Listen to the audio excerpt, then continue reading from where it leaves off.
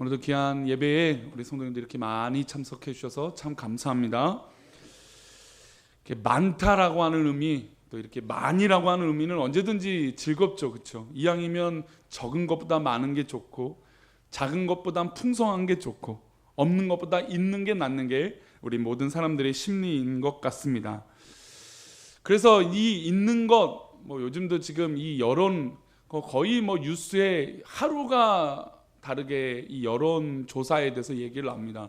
저는 강단에서 정치적 얘기를 하고자 하는 얘기가 아니라 이 여론의 향방이 어디 있는가에 대해서 여론 조사를 거의 제가 볼 때는 지금 뉴스를 뜰 때마다 매일같이 이 여론 조사 결과 나오는 것 같아요. 왜 그럴까요? 이 여론의 힘이라는 게 더 막강하기 때문이죠. 한국 사회의 여론의 힘을 느꼈던 것은 오늘 하루의 문제가 아닙니다. 오랫동안 지속되어 왔던 많은 그 여론의 힘들이 있었던 것이죠. 민주화의 과정도 그렇고 각종 선거 때마다 자신에게 유리한 여론을 힘입으려고 많은 행동들 하고 또 여론들을 자기 것들로 만들려고 합니다. 여론의 힘을 얻고자 하는 것은 한 사람이 싸우는 것보다 몇 사람이 싸우는 것이 낫기 때문일까요? 여러 사람이 싸우는 것이 당연히 좋기 때문에 여론의 힘을 얻고자 합니다. 이기려고 하거나 내 뜻이 관찰시켜지려면, 잘 풀리려면 내 편이 많아야 될까요? 남의 편이 많아야 될까요? 당연히 내 편이 많을수록 좋다는 것입니다. 반대로 풀리지 않는 것은 당연히 누구 편이 없기 때문일까요? 내 편이 없기 때문이죠. 그래서 이왕이면 내 편이 많은 게 좋은 것입니다. 이것을 때로는 경제의 논리요, 정치의 논리요, 또 여론의 힘이라고 이야기하고 있죠. 대화할 때도 마찬가지입니다. 내 말을 들어주고 내 말에 동의해주면 좋습니다. 왜냐하면 내 뜻을 알아주니까, 내 마음을 알아주니까, 내 말에 동의해주니까 왠지 나에게 든든한 백과 힘이 생기는 것 같습니다. 그런데 반대로 말할 때는 반대하고 태클 걸면 기분 나쁘죠. 내 말에 태클 걸고 반대하면 좋아할 사람 없을 것입니다. 사람은 내 말에 귀를 기울여 주고 내 말에 동의해 주는 사람을 좋아하게 되어 있습니다. 그래서 본능적으로 저 사람이 내 편인지 내 편이 아닌지를 판단하게 되는 것이죠. 그러면 우리 가까운 사람을 한번 판단해 볼까요? 우리 사랑하는 성도님들의 자녀들은 성도님들 편이십니까? 자식들 얘기하는데 왜 이렇게 대답을 시원치 않게 하세요? 그렇죠. 같은 편이죠. 근데 같은 편인데 시집 장가 가면 누구 편이에요? 남의 편이에요. 모르는 사람이 되죠, 그때부터. 그런 경우도 있습니다. 물론 자녀들이 그렇게 마음 갖는 게 아니라 부모의 서운한 마음이 그렇다는 거죠. 자녀 자식들도 그렇습니다. 또한 가정에서 내 옆에 있는 남편과 아내는 우리 성도님들 편이십니까? 금요기도 때 이 질문 했더니 대답을 안 하시던데, 대회배 때는 하실 줄 알았더니 안 하시네요. 내 편이죠? 근데 왼수이십니까?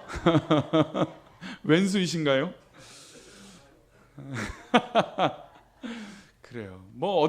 내 말을 들어주는 게 참 좋아요. 저도 다른 사람, 다른 성도님, 다른 분들이 저를 막 칭찬해주고 응원해주고 하는 것도 참 좋지만 제 아내가 당신 수고했어, 잘했어 라고 이 한마디면 그거보다 더 큰 힘이 없더라고요. 그래서 가장 가까운 사람이 내 편이 되어준다는 게 얼마나 힘이고 능력인지 모릅니다. 또 집에 가셔서 집에서는 목사님 가정은 내 편이라고 하는데 당신은 내 원수요 이러지 마시고 늘 편대해 주시고 응원해 주시고 기도해 주시는 그런 사랑의 가정이 되시기를 축복합니다. 오늘 본문은 하나님께서, 우리 주님께서 이 땅에서 잘 풀렸으면 좋겠다, 너희들이 이 땅에 살면서 매여 있는 게 아니라 잘 풀렸으면 좋겠다라고 하는 의미로 말씀해 주셨습니다. 우리 사랑하는 성도님들, 이 땅에 살면서 잘 풀리시기를 축복합니다. 우리 주님의 마음이 마태복음 18장 18절, 오늘 본문을 읽었던 19절 이전 말씀에 이렇게 이야기합니다. 우리 함께 읽어볼까요? 진실로 너에게 이르노니 무엇이든지 너희가 땅에서 매면 하늘에서도 매일 것이요 무엇이든지 땅에서 풀면 하늘에서 풀리리라. 땅에서 매이면 하늘에서 매이고 땅에서 풀리면 하늘에서 풀린다라는 것입니다. 매여 있다와 풀린다를 비교해서 우리 주님께서 말씀하고 계시죠. 당연히 우리는 풀리고 싶지, 매여 있고 싶지 않습니다. 잘 풀려야죠. 우리 사랑하는 성도님들 삶에 하나님의 은혜로 말미암아 잘 풀리시기를 축복합니다. 꼬여있던 실타래가 풀리는 것처럼 하나하나 잘 풀리는 것처럼 놀랍게 잘 풀리는 역사가 일어나기를 축복합니다. 그런데 살다 보면 왜 이렇게 풀리지 않고 힘들까? 왜 이렇게 나는 매여 있을까라고 하는 생각이 들 정도로 나에게 불운과 어려움들이 몰려올 때가 있습니다. 그래서 예수님께서 이 땅에서 할 때도 우리에게 매여 있는 게 아니라 이 말씀은 어떻게 있기를 바라는 마음으로 말씀하신 것일까요? 풀려 있기를 바라는 마음으로 우리 주님이 말씀하신 것입니다. 즉 예수님께서 마태복음 18장 18절을 말씀하신 건 야 너희들은 다 나를 따르니까 너희들은 매여 있어라 라고 말씀하신 의도가 아니라 너희들은 예수를 믿고 나를 따르니 너희들은 다 풀려라. 이 땅에서 풀리면 어디서도 풀린다고요? 하늘에서도 풀릴 것이다 라고 축복의 말씀이라는 것입니다. 그럼 어떻게 풀릴 수 있을까요? 아니 이렇게 우리의 현실을 돌아보면 아프기도 하고 힘들기도 하고 어려운 일들이 있는데, 힘든 일이 있는데 무슨 수로 이 일들이 풀릴 수 있을까요? 우리 그게 오늘 본문으로 읽었던 19절 말씀입니다. 우리 19절 말씀을 다시 한번 읽어봅니다. 진실로 다시 너희에게 이르노니 너희 중에 두 사람이 땅에서 합심하여 무엇이든지 구하면 하늘에 계신 내 아버지께서 그들을 위하여 이루게 하시리라. 할렐루야. 두 사람이 땅에서 합심하여, 아까 말씀드렸던 땅에서 풀릴 수 있는 비결, 이 19절에서도 땅이 나오죠. 두 사람이 땅에서, 하늘에서 기도하는 게 아닙니다. 하나님의 축복은 하늘에서도 임하고 천국에서도 있지만, 당연히 예비된 거 있지만, 우리의 믿음의 사람이 어디서도 축복받길 원하십니까? 이 땅에서도 축복받길 원하신다는 것이죠. 그래서 두 사람이 땅에서 합심하여, 즉 이 살아가는 이 세상에서 합심하여 기도하면 하나님께서 우리를 위하여, 그들을 위하여 이루어 주신다는 것입니다. 예수님께서도 혼자의 힘보다는 여러 사람의 힘을 함께 하기를 원하신다는 것이죠. 너희 중에, 우리 중에 두 사람이 땅에서 합심하여 무엇이든지 구하면 이라고 말씀하고 있습니다. 우리라고 하는 단어, 저는 진짜 습관적으로 우리라고 하는 단어를 잘 씁니다. 그래서 이 예배의 순서를 보시면 우리 권사님, 우리 누구누구 권사님, 우리 하다가 제가 우리라고 하는 말을 잘 쓴다고 생각하니까 혹시나 우리라고 말을 빼놓고 이름을 부를까봐 노심초사합니다. 그런 거 안 느껴지시죠? 저 이게 주보 광고하다가 아까도 이제 우리 최영자 권사님, 우리 김성기 기사님 이렇게 얘기하다가 혹시 내가 이름을 우리라고 하는 말을 제 스스로, 우리 성도님들은 못 느끼시겠지만 제 스스로 혹시 빼먹을까봐 그래서 또 한번 우리라고 하는 말을 슬며시 넣습니다. 티나지 않게. 걸리면 안 되니까. 티나면 누가 서운할 수 있잖아요. 누구는 우리라고 얘기해놓고 누구는 빼놓고 얘기했을까봐. 그런 게 저희 목사의 마음은 늘 그런 게 있습니다. 우리 모든 성도들을 사랑하는 마음, 우리 모든 성도들이 품고 싶은 마음이 있는데 사실 인간적이라, 인간의 연약함이라 그렇지 못할 때가 있어요. 그것을 늘 알기 때문에 어떻게든 의식적으로라도 우리 성도들을 우리라고 이야기하고 싶은 마음이 있습니다. 그래서 우리 주님은 두 사람이 땅에서 합심하여 기도하는 우리라고 하는 측면을 강조하고 있다는 것이죠. 혼자 기도하는 것보다 합심하여 기도하면 우리 아버지께서 그들을 위하여 이루어 주신다, 응답하여 주신다는 것이죠. 그래서 가정에서도 우리가 기도할 때 가정 예배를 드리고 함께 기도하라고 말씀을 드리고 권면해 드리는 건 나 혼자 가슴앓이하고, 특별히 우리 남편들은 그러죠. 아이 잘 될 거야, 아이 괜찮아, 아무 일 없을 거야 라고 하지만 우리 속마음을 아내가 이해하지 못해요. 그럼 어느 순간 갑자기 남편이 짜증을 내죠. 아니 당신은 이것도 모르고 왜 이것도 이해하지 못해? 근데 그 전에 아내에게 이야기해 주지 않았다라는 거죠. 어느 순간 어려운 거, 아픈 거 알죠. 그러나 이야기하지 않으면 모른다는 것이죠. 반대로 아내가 그렇게 힘들고 어려운 걸 말해주지 않으면 남편이 알 수 있는 방법이 있습니까? 없죠.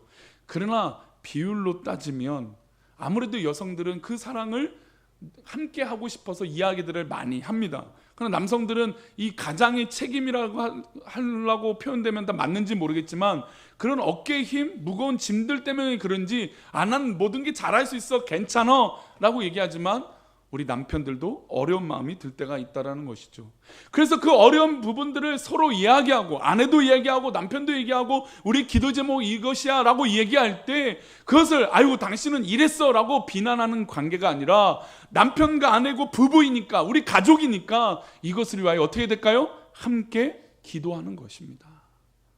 함께 기도하니까 우리 아버지께서 그들을 위하여 이루어 주신다는 것이죠.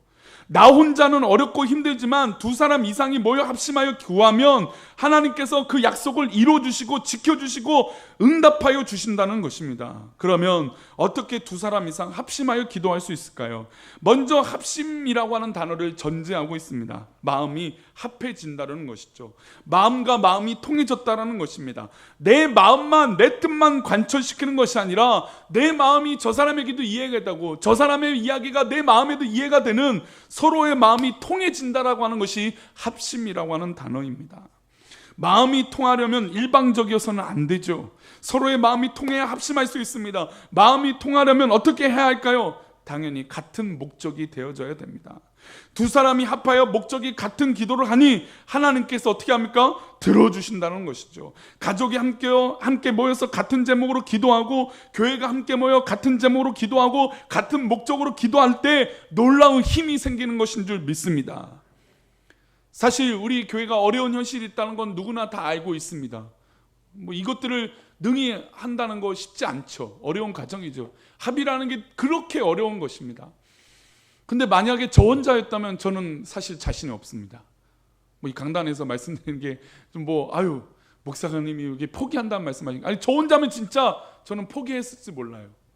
그러나 저에게 함께 기도할 동역자가 있고 또 이렇게 아침의 시간 자신의 삶을 모두 다 포기하며 교회를 와요. 또 이렇게 예배에 나와서 기도하는 우리 성도들이 있어서 우리 하나님께서 분명히 그 목적과 뜻을 이루어 주실 줄 믿습니다.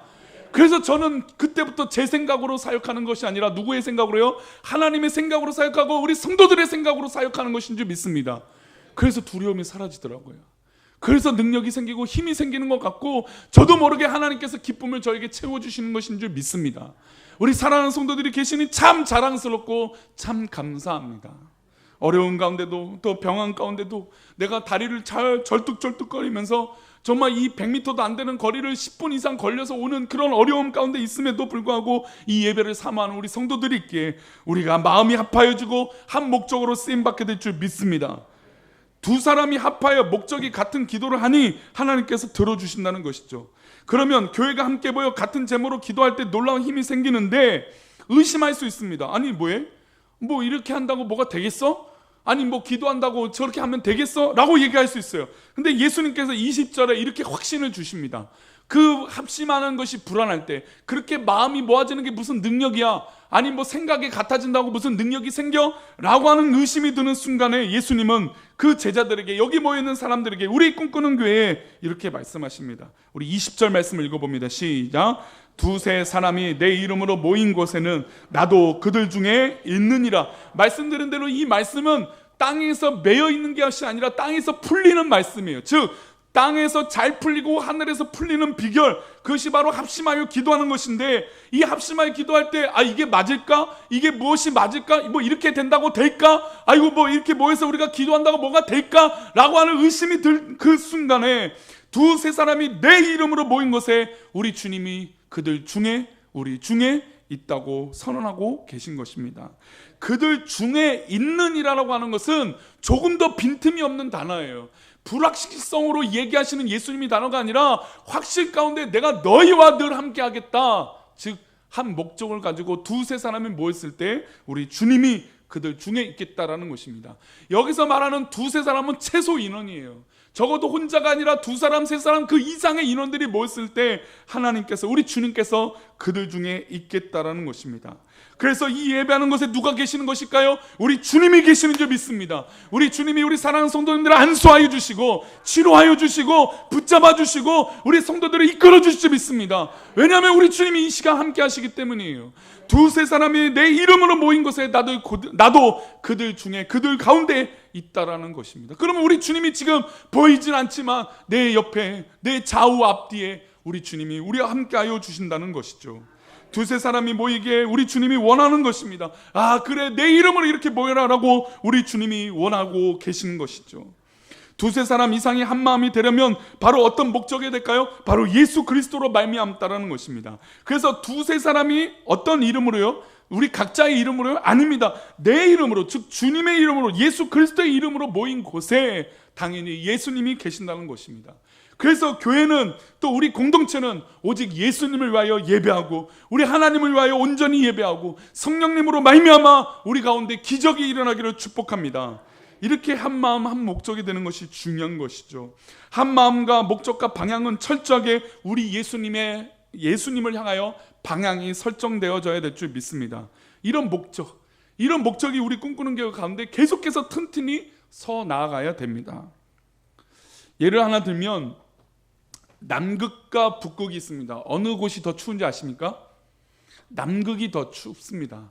북극은 이 물과 얼음, 바닷물이 얼어서 이 형성되는 지역이라고 하면, 이 남극은 대지, 그래서 땅 위에 얼음이 눈이 쌓여가고 계속 축적되는 바람에 이 냉기가 훨씬 더 차갑다라고 합니다.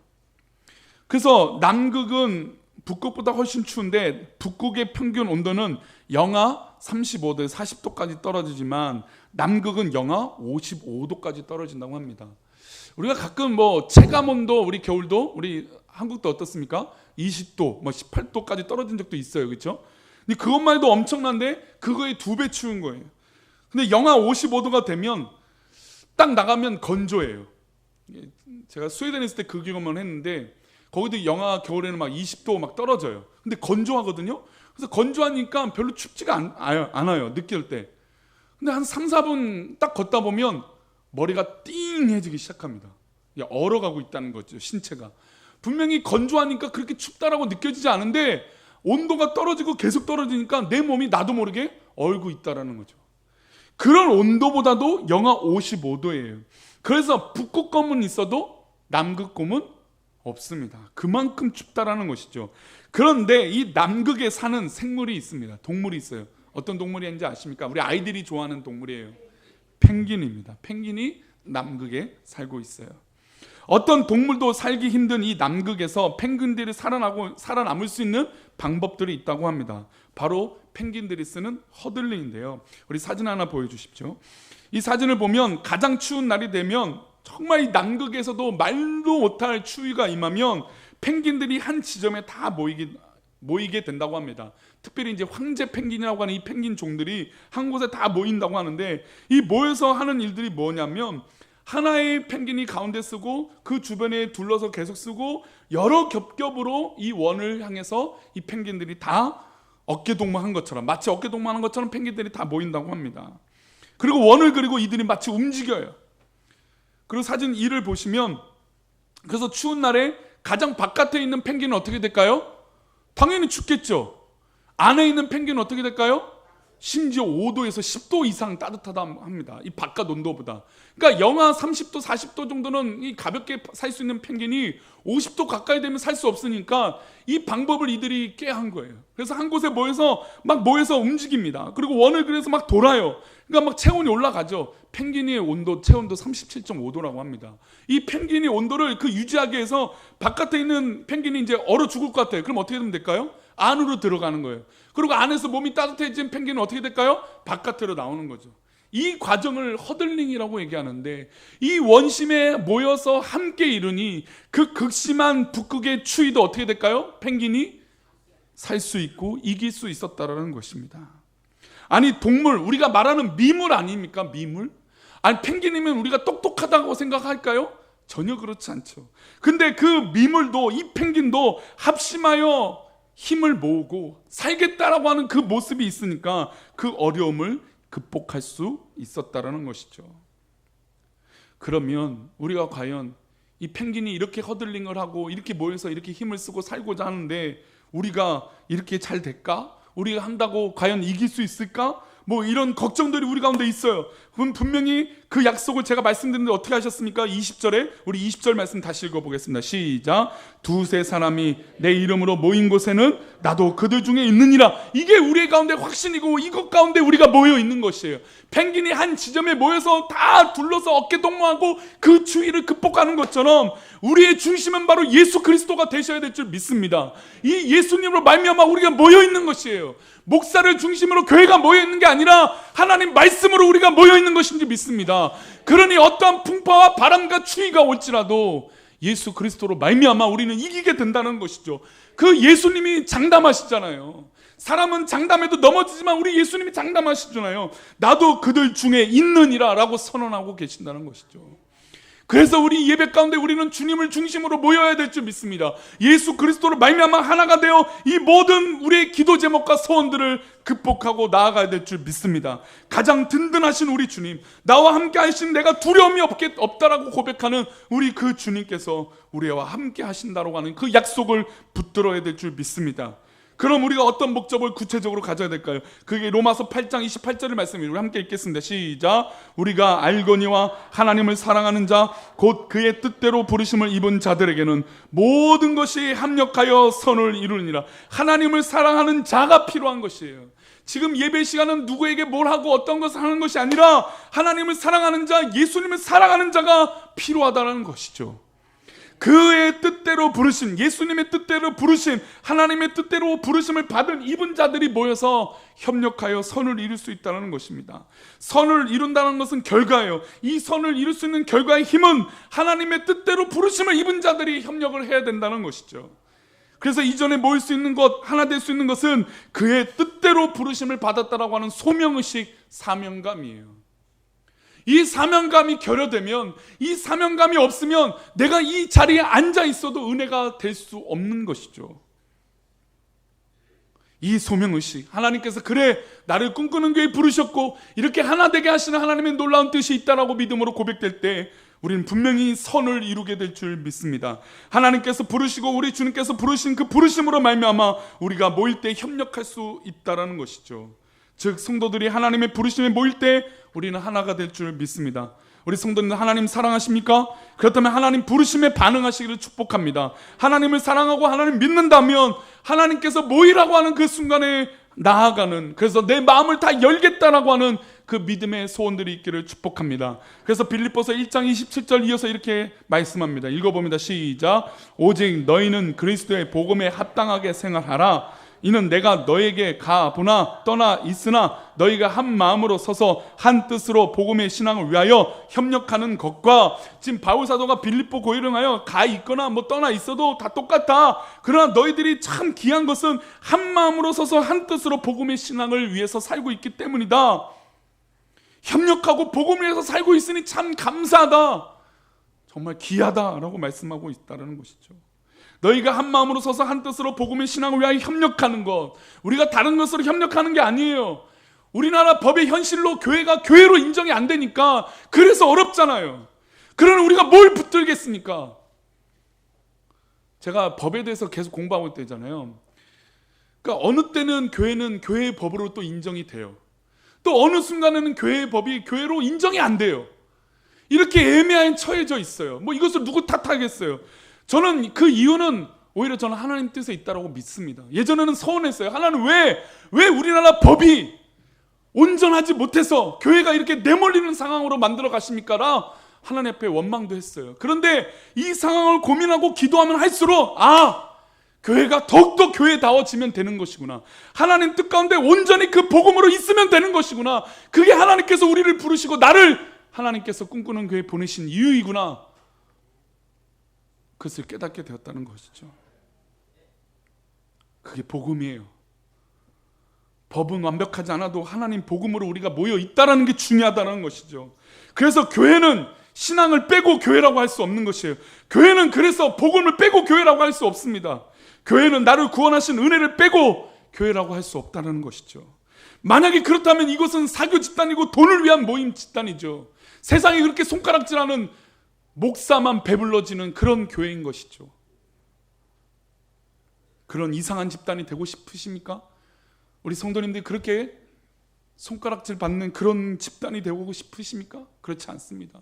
저도 그러고 싶지 않습니다. 아니 여기 누구도 그런 집단의 이상한 소리를 듣고 싶어하는 사람 아무도 없을 것입니다.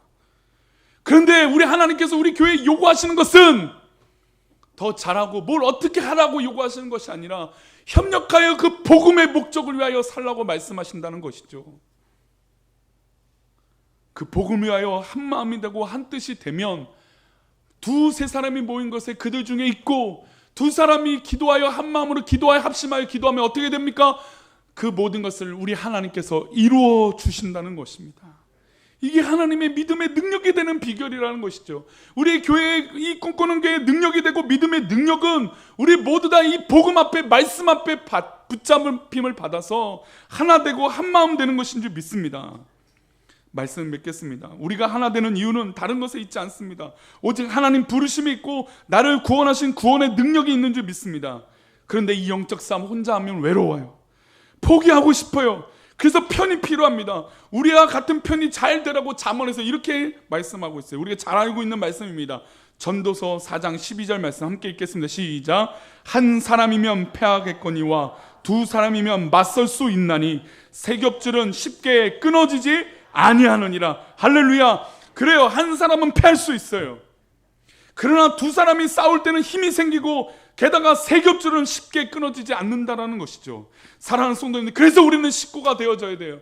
우리 식탁에서 함께 모여서 한 마음이 되어 숟가락을 뜨고 서로의 안부를 묻고 한 마음이 되도록 힘써야 될 줄 믿습니다. 우리 꿈꾸는 교회는 교회와 더불어 가족이 되어야 될 줄 믿습니다. 또한 사랑하는 성도님들의 사업장과 직장이 가족이 되고 하나가 되시를 축복합니다. 나만 잘 벌면 되지, 나만 잘하면 되지, 나만 성공하면 되지가 아니라 우리 함께 한번 잘 살아봅시다. 이게 직장과 사업터의 하나가 되는 역사예요. 뿐만 아니라 우리 교회는 세 겹줄, 아니 100겹줄, 1000겹줄, 10,000겹줄이 되어 그렇게 하나가 되어 나아가는 귀한 교회가 되기를 축복합니다.